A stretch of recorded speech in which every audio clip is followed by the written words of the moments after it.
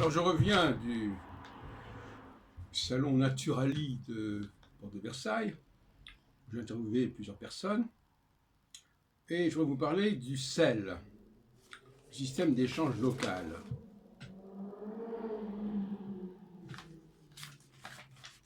Voilà. Il y avait un stand consacré à ce sujet. Alors, ça fait pas mal de temps que je réfléchis sur ces questions de la gratuité. Et je voudrais comparer ma démarche à celle du SEL. Voir s'il y a des convergences ou des différences, des incompatibilités, etc.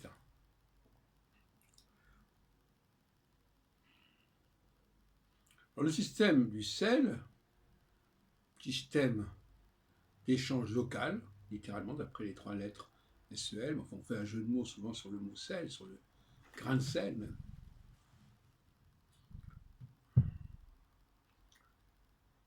Donc c'est fondé sur une gratuité. Mais en réalité, c'est peut-être pas si simple que cela.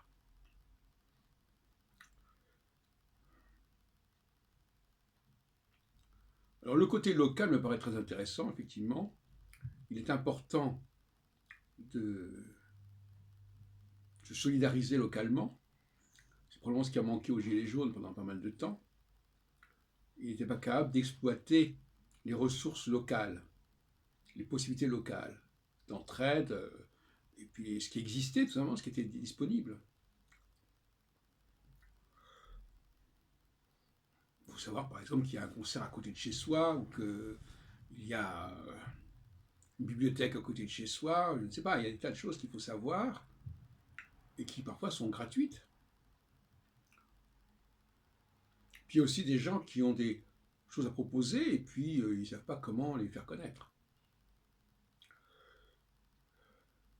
Alors, je reviens sur la notion de coût. Il y a deux types de coûts.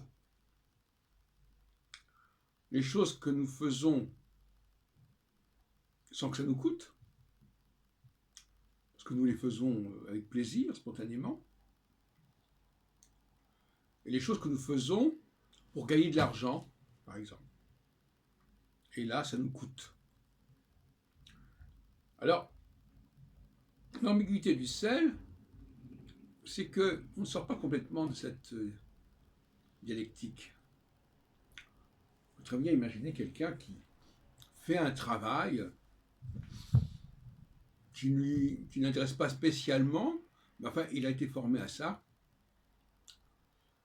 mais il pourrait très bien ne pas le faire s'il n'y avait pas en perspective une compensation quelconque. Et c'est là que le bas blesse en quelque sorte. Normalement, je suis pour des personnes qui font des choses qui ne leur coûtent rien et ils ne les font pas pour avoir je ne sais quoi d'extérieur à ce qu'ils font. C'est ça que j'appelle la véritable gratuité. Par exemple, quelqu'un qui aime jouer du piano, il le fait par plaisir, et il peut en faire profiter d'autres personnes qui viennent l'écouter. Il ne joue pas du piano pour obtenir je ne sais pas quoi, ou pour obtenir je ne sais quelle contrepartie. C'est ce que j'ai appelé l'autre jour, une vidéo qui va être mise en ligne, la question de la conversion. Convertit une chose en une autre. On convertit une chose en une certaine monnaie, parce que le sel aussi a une monnaie. Une monnaie locale, une monnaie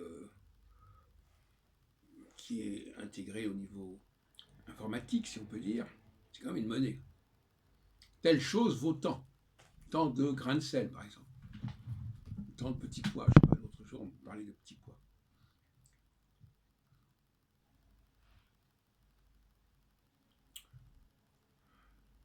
Ce qui me paraît intéressant, c'est que les gens, moi je suis pour des gens qui font ce pourquoi ils sont doués. Il faut être doué, pour moi, dans le système que je préconise. Et il y a des gens qui font quelque chose parce qu'il fallait faire quelque chose. On les a formatés. Ils ne sont pas particulièrement doués pour ça.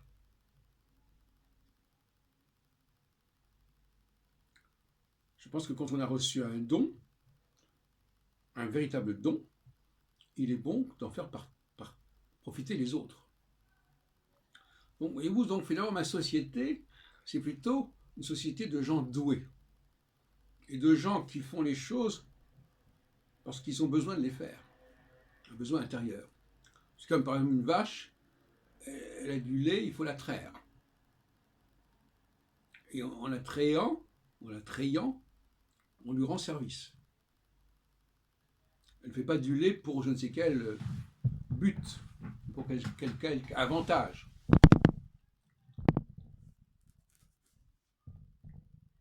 Et d'autre part,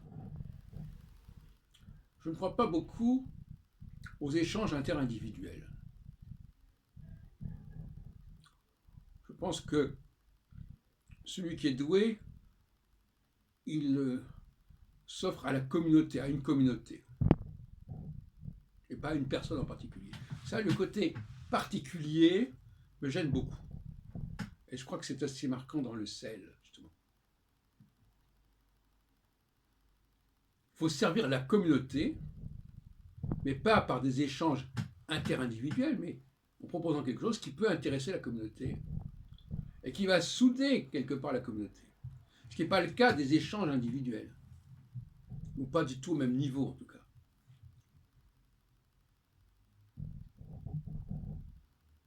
Autrement dit, dans mon sel à moi, si on peut employer l'expression, on pourrait en trouver une autre certainement,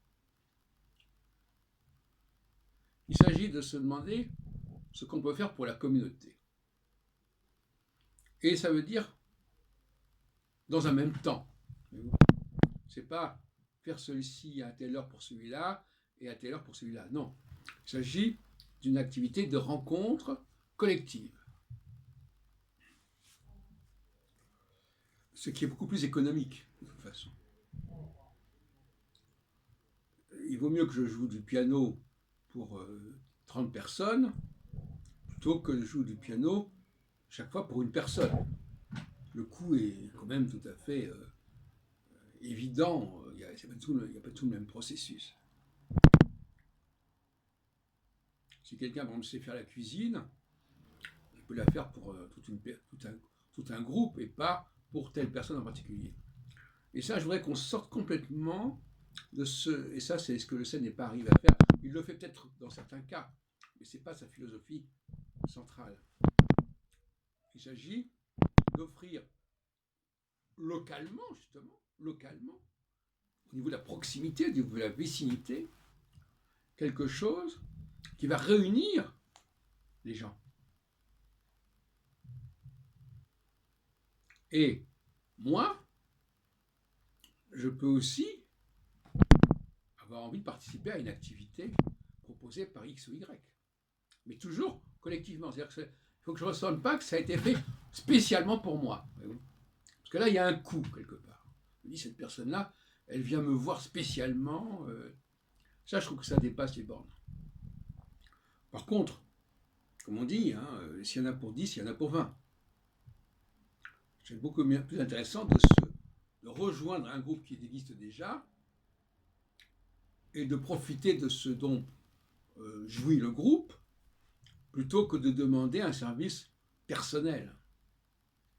Ça me paraît important de comprendre cela. Autrement dit, je crois que le sel n'a pas vraiment atteint le stade que je souhaite. C'est-à-dire un stade où chacun offre à un groupe, au groupe, en un temps donné, certains services. Et ces services, il les offre parce que de toute façon, ça lui fait plaisir. Et autrement dit, il ne s'agit pas que je qu'on fait cela pour avoir cela. Mais si chacun propose des choses, finalement, on en profitera. On en profitera.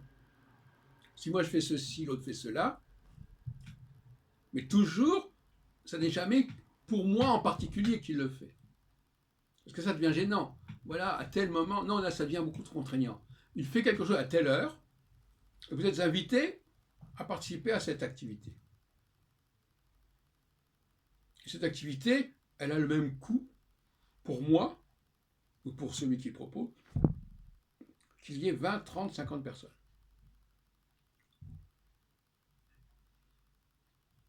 C'est la gratuité du collectif. Voilà, c'est ça. La question, c'est que le fait de faire les choses collectivement pour un collectif, c'est beaucoup moins cher que de le faire individuellement.